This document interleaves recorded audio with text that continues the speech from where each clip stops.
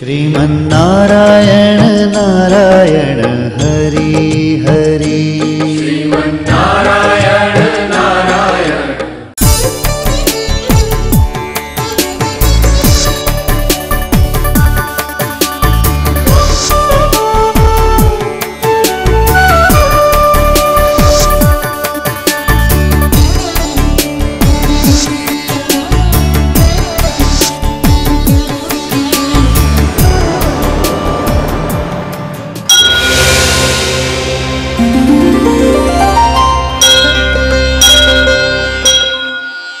ఈ కార్యక్రమం సమర్పిస్తున్నవారు అవార్డు గ్రహీతల మొట్టమొదటి ఏకైక original Thanjavur art academy, Kalasri Thanjavur art academy, door number 1164, near Panjagutta colony signals, Srinagar colony X road నుండి 9వ బిల్డింగ్, ఇండియన్ ఓవర్సీస్ బ్యాంక్ ప్రక్కన, హైదరాబాద్ 73. Website www.kalasriarttemple.com. श्रीमन्नारायण नारायण हरि हरि श्रीमन्नारायण नारायण हरि हरि श्रीमन्नारायण नारायण हरि हरि श्रीमन्नारायण नारायण हरि हरि। త్రికళా జ్ఞానంలోనికి సుస్వాగతం. ఈ వారం జయనామ సంవత్సర సందర్భంగా అందరికీ జయం కలగాలని, ఆ గురువు యొక్క అనుగ్రహం కలగాలని, ఆ దక్షిణామూర్తి యొక్క అనుగ్రహ తరంగాలందాలని, ఆ బృహస్పతి యొక్క అనుగ్రహ వీక్షణ మీకు కలగాలని, కుమర గురువు అనే సుబ్రహ్మణ్యేశ్వరుడి అనుగ్రహముతో జయహో అంటూ అన్నింటా విజయ నినాదంతో మున్ముందుకెళ్లాలని ఈ ఉగాది శుభ సందర్భాన గురువు యొక్క అనుగ్రహము కల పునర్వసు, విశాఖ, పూర్వభాద్ర అని త్రినక్షత్రములకు గురువే అధిపతి కాబట్టి 3వ తారీఖు, 12వ తారీఖు, 30వ తారీఖున పుట్టిన వారికి కూడా గురువే అధిపతి. అటువంటి గురు తత్వముతో ఈ ఉగాది సందర్భాన, ఈ జయనామ సందర్భాన అద్భుతమైన విషయాల్ని, గురువు యొక్క తత్వాల్ని, ఆయన యొక్క కరుణా కటాక్ష వీక్షణని ఏ విధంగా పొందాలో ఇప్పుడు నేను తెలుపబోతున్నాను. చతుర్భుజ కోణములలో 3వ తారీఖున పుట్టినవారు, 12వ తారీఖున పుట్టినవారు, 21వ తారీఖున పుట్టినవారు, 30వ తారీఖున పుట్టినవారు, వీరికి అధిదేవత గురువు. అదేవిధంగా ఊర్ధ్వముఖముగా ఉన్న త్రికోణమునకు పునర్వసు, విశాఖ, పూర్వభాద్ర ఈ 3 నక్షత్రములకు గురువే అధిపతి. ఈ నక్షత్ర జాతకులు, ఈ సంఖ్యలలో జన్మించిన వారు గురువు యొక్క అనుగ్రహ తరంగాల్ని పొంది అన్నింటా విజ్ఞాన మార్గముతో, తమ యొక్క తెలివితేటలతో, ఎవరి సహాయం లేకుండా మున్ముందుకెళ్ళగలరు. గురువు అని 3 అక్షరముల కలయిక, త్రిశక్తుల కలయిక. అదే బృహస్పతి తత్వము, అదే మీద దక్షిణామూర్తి యొక్క అనుగ్రహం, అదే కుమర తత్వము, అదే గురువు తత్వము. అటువంటి ఈ అక్షర ఆకారము, ఈ ముద్ర త్రిముద్ర.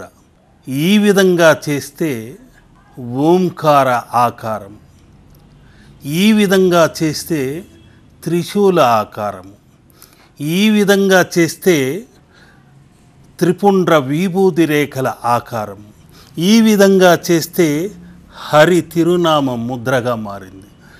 ఇలా త్రిశక్తుల గురించి చెప్పుకుంటూ వెళ్ళాలంటే అనంతం అనంతం. ఇప్పుడు మీరు చూస్తున్నది త్రిసంఖ్య ఆకారము.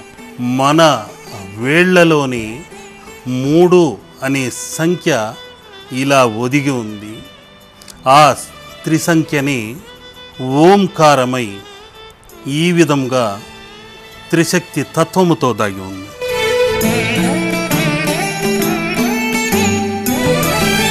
కలియుగమిటులైన కలదుగా 3 అంగుళ గీంకారం కూడా ఈ విధముగా గజాననుడి సంకేతాన్ని తెలియచేసేది. ఈ గజతత్వమే త్రిశక్తి తత్వము. ఆ తర్వాతది హరి తిరునామ ఆకృతి.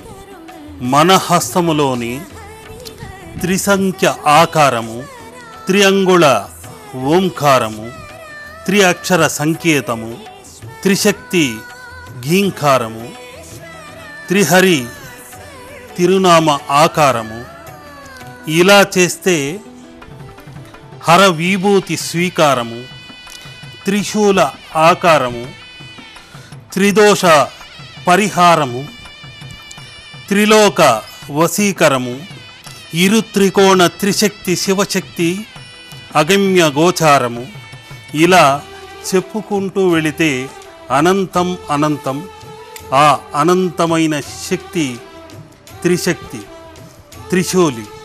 ఆ త్రిశూలియే త్రినేత్రములతో విశ్వమంతా నేత్రములను కలిగి కామాక్షి అయి, మీనాక్షి అయి, అనేక శక్తివంతమైన తరంగములతో, భూత భవిష్యత్ నేత్రములతో అన్నింటా తానై నేను అనే అహాన్ని తొలగిస్తూ ఆ త్రిశక్తి మూడు నేత్రములతో త్రినేత్రిణి అయి, త్రిశూలి అయి మహాశక్తివంతముగా మనల్ని నిత్యం అనుసరిస్తూ వస్తూనే ఉంటుంది. ఈ జయనామ సంవత్సరం నుండి విజయాల్ని కలిగిస్తున్నాయి. ఆ దక్షిణామూర్తి యొక్క అనుగ్రహ తరంగములు, ఆ శ్రీరామచంద్రమూర్తి యొక్క అనుగ్రహ తరంగములు, ఆ కృష్ణమూర్తి యొక్క అనుగ్రహ తరంగములు త్రిశక్తి తరంగములై మీ ఇంట ప్రవేశించి అన్నింటా విజయ మార్గాన్ని కలిగించాలని, కనకదార పంట మీ ఇంట కురిపించాలని కోరుకుంటున్నాను.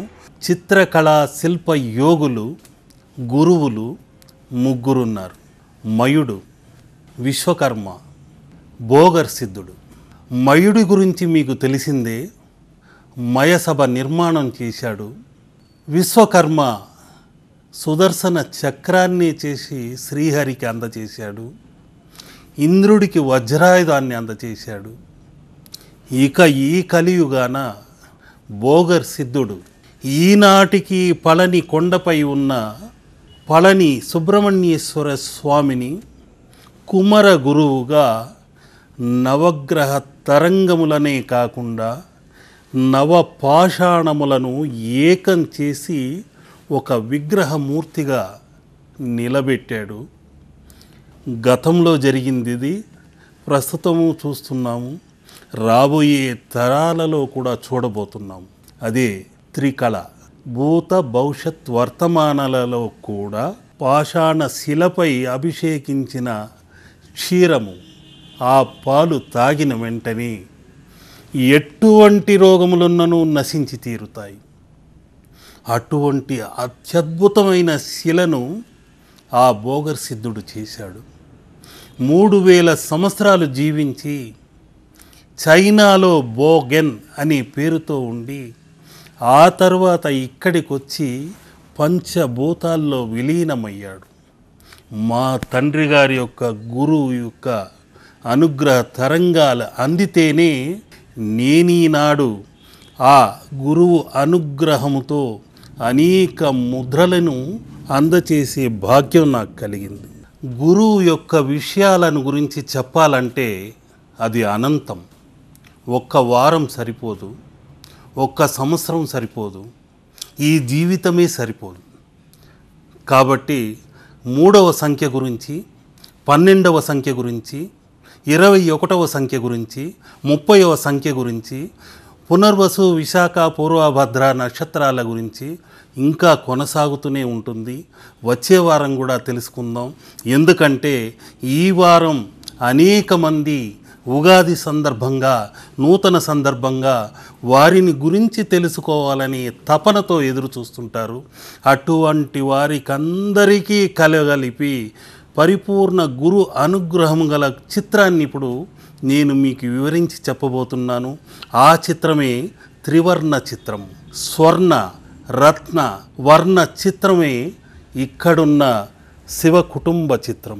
ఈ శివ కుటుంబ చిత్రములోని 12 రాసుల అనుగ్రహ తరంగములు నిండి ఉన్నాయి. ఏ విధంగా అన్నది ఇప్పుడు నేను వివరించి మీకు చెప్పబోతున్నాను.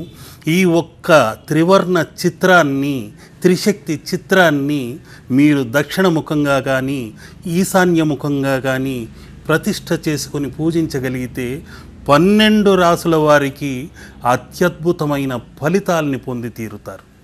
ఇక్కడున్న శివ కుటుంబం 12 రాసుల వారికి సంబంధించింది.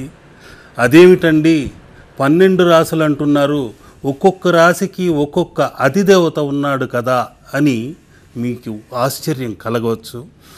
మొట్టమొదటి రాశి మేషరాశి.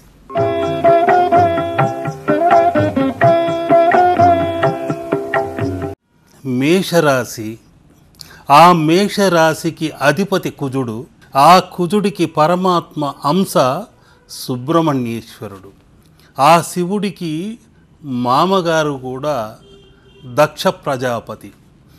ఆయన అహంకారంతో ప్రవర్తించినప్పుడు మేషము యొక్క తలను అతికించడం జరిగింది. ఆ తర్వాతే ఆయనకు గురు అనుగ్రహముతో మంచి సన్మార్గాన నడిచాడన్నది ఒక ప్రతీతి. ఈ మేషరాశి వారు మంగళవారం రోజున ఓం శాం శరవణ భవాయ నమః అనుకుంటూ ఇక్కడున్న సుబ్రహ్మణ్యేశ్వర స్వామిని పూజిస్తే, ఆయన ముందున్న మయూరాన్ని ధ్యానిస్తే, ఆ మయూరం మీ ఇంట ఉన్న, మీ మదిలో దాగిన, మీ గదిలో దాగిన సర్పదోషములన్నింటినీ పెకలించి వేసి ఆవలికి విసిరేస్తుంది. అత్యద్భుత ఫలితాల్ని ఈ జయనామ సంవత్సరాన కలిగించి తీరుతుంది.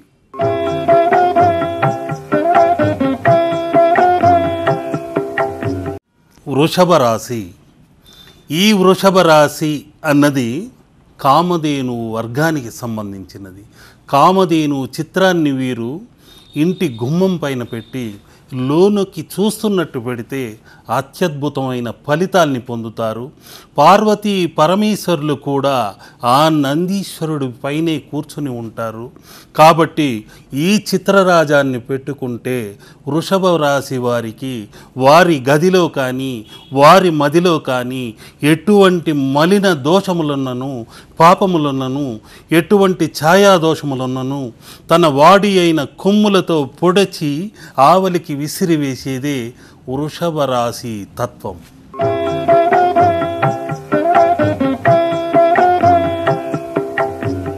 మిథున రాశి. మిథునం అనే అర్థమే ద్వయం, ఇరువురు. ఇరువురు ఆది దంపతులు మొట్టమొదట ఆవిర్భవించిన వారు శివ పార్వతులు. వారే ఇందులో అన్యోన్యత చిహ్నానికి ప్రతీకగా అర్ధనారీశ్వర తత్వముతో, ప్రకృతి శివ అనే తత్వముతో ఏకమై ఉన్న సందేశం భార్యాభర్తల అన్యోన్యతకు చిహ్నమది.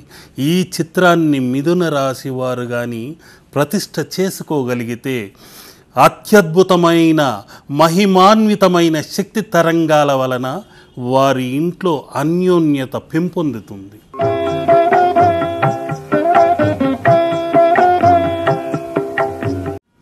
కర్కాటక రాశి వారికి చంద్రుడు అధిదేవత. చంద్రుడు అంటేనే మనోకారకుడు. వృద్ధి క్షీణము మనస్సుకు కలుగుతూనే ఉంటాయి, సుఖ దుఃఖములు కలుగుతూ ఉంటాయి.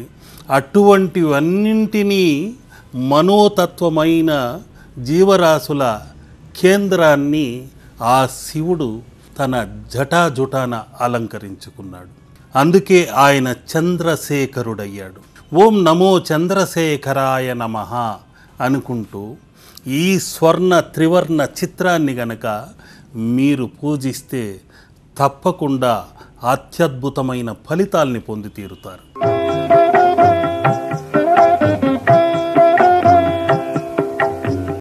సింహరాశి. సింహరాశికి అధిదేవత సూర్యుడు. ఆ సింహ తత్వముతో ఉన్నదే ఈ పార్వతీ పరమేశ్వరుల ముందున్నదే సింహము. శక్తి సింహవాహన రూఢి అయి దుష్ట తరంగములను ఆవలికి పారద్రోలేది. ఇక్కడున్న సింహము ఇక్కడున్న వృషభము రెండు బద్ధ శత్రుత్వము కలవి, కానీ కలసి మెలసి అన్యోన్యతగా ఇక్కడ ఆ శివశక్తుల ముందు ప్రశాంతముగా ఉన్నాయి. అదేవిధంగా ఒక కుటుంబం ప్రశాంతతతో అన్యోన్యతతో ఉండాలంటే ఈ చిత్రం ప్రతి ఇంటా ఉండాలి. అన్యోన్యత చిహ్నమిది, సంకేతమిది.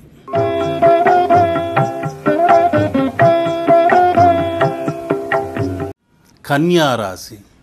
ఈ కన్యారాశి జాతకులు కూడా కుజదశతోనే జన్మించడం జరుగుతుంది. ఆ కుజుడికి పరమాత్మ అంశ కూడా ఈ సుబ్రహ్మణ్యేశ్వరుడే. ఇక్కడున్న తల్లి కన్యకా పరమేశ్వరి కూడా ఆ అంశతోనే అవతరించింది. కాబట్టి కన్యారాశి వారు ఈ పార్వతిని కన్యకా పరమేశ్వరిగా ఆరాధించితే, ఈ సుబ్రహ్మణ్యేశ్వర ఆరాధన చేయగలిగితే కోపం తగ్గి అన్నింటా విజయాన్ని పొందుతారు. జయనామ సంవత్సరాన అత్యద్భుతమైన ఫలితాల్ని పొందుతారు.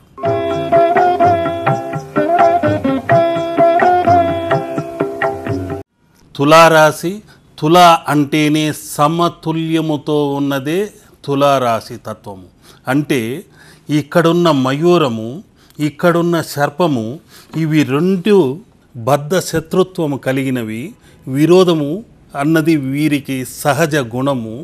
అటువంటివి ఇక్కడ కలిసిమెలిసి ఉన్నాయి. గోవు సింహము కలిసిమెలిసి ఉన్నాయి.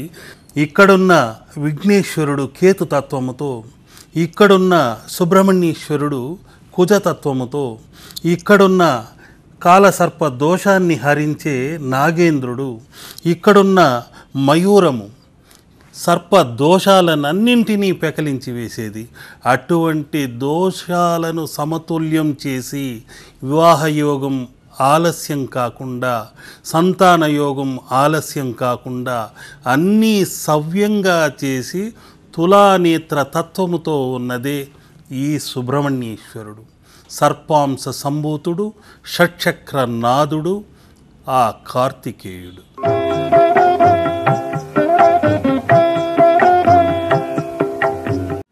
అనురాధ నక్షత్రము అనుసరించి వచ్చే నక్షత్రము. తల్లిదండ్రులను అనుసరించి వారే ముల్లోకాలని తెలిపిన జ్యేష్ఠ పుత్రుడు విఘ్నేశ్వరుడు. ఆ సందేశం ఆనాడే తెలిపాడు. దేవుళ్ళు ఎక్కడో లేరు, తల్లిదండ్రులే దేవుళ్ళు ముల్లోకాలు అని సందేశాన్ని తెలియచేశాడు ఈ జ్యేష్ఠ తత్వముతో ఉన్న ఆ విఘ్నేశ్వరుడు.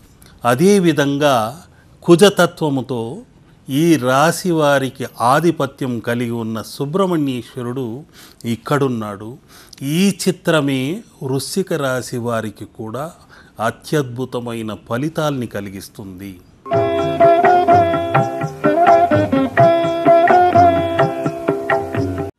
ధనస్సు.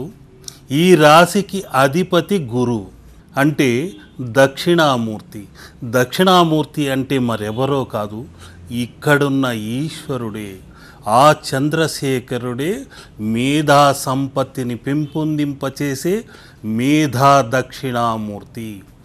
ఓం మేధా దక్షిణామూర్తి అయి నమః అనుకొని గురువారం రోజు తెల్ల శనగలు నైవేద్యంగా దానం చేస్తే అత్యద్భుతమైన ఫలితాల్ని పొంది తీరుతారు.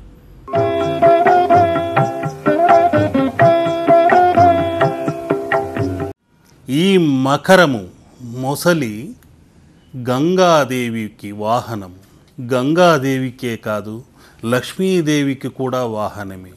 మకర తత్వముతో, మకర పట్టుతో, మకర నిధి అయి ఆ లక్ష్మి మన ఇంట నివసించాలి. అటువంటి మకర తత్వముతో ఉన్నదే గంగాదేవి. స్థిర నివాసంగా తిష్ట వేసుకొని ఆ శివ జటాజుటాన ఉండి నిత్యం మనకు గంగా జలాన్ని అందిస్తూ మనల్ని పునీతుల్ని చేస్తోంది. ఆ గంగా జలముతోనే మనం పాడి పంటలని ధనధాన్యాదులను పొందుతున్నాం. అటువంటి మకర తత్వముతో ఉన్న చిత్రమే ఈ శివ కుటుంబం.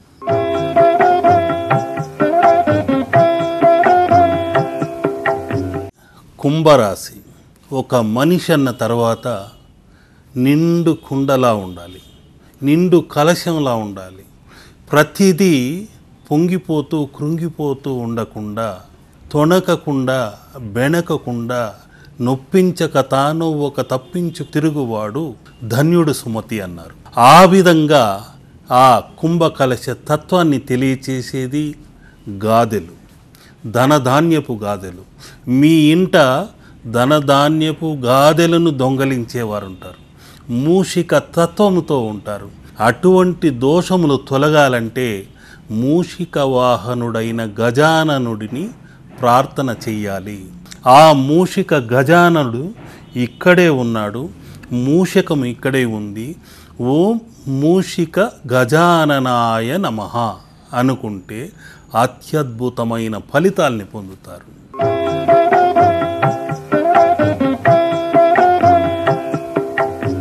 మీనరాశి వారికి మీనతత్వముతో కాస్త చంచల స్వభావం ఉంటుంది. ఆ మీనములు ఎలా చలిస్తున్నాయో అదేవిధంగా ఇరు మీనములు రాహుకేతు తత్వములతో, ఛాయా తత్వములతో అటు ఇటు చలింపచేస్తూ ఉంటాయి. విజ్ఞాన మార్గాన పయనించనివ్వకుండా ఛాయా అనే మార్గాన, వక్రమ మార్గాన పయనింపచేసేది. అటువంటి ఛాయాదోష నివారణకు ఏకైక సర్పాంశ తత్వమునకు ఈ నీలకంఠుడి కంఠాన్ని అలంకరించిన నాగాభరణమే అతి ముఖ్యమైనది.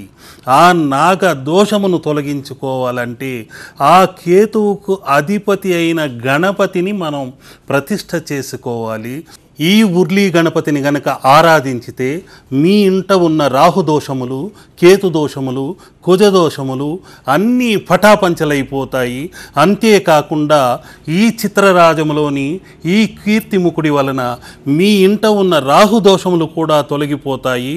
ఆ పరమేశ్వరుడి అనుగ్రహము, ఆ విఘ్నేశ్వరుడి అనుగ్రహము, ఈ సుబ్రహ్మణ్యేశ్వరుడి అనుగ్రహము, ఆ పరమేశ్వరి త్రిశూలి అయిన ఆ శక్తిమాత అనుగ్రహ తరంగములు అన్నీ మీకు తోడై ఈ జయనామ సంవత్సరాన విజయాన్ని చేకూర్చాలని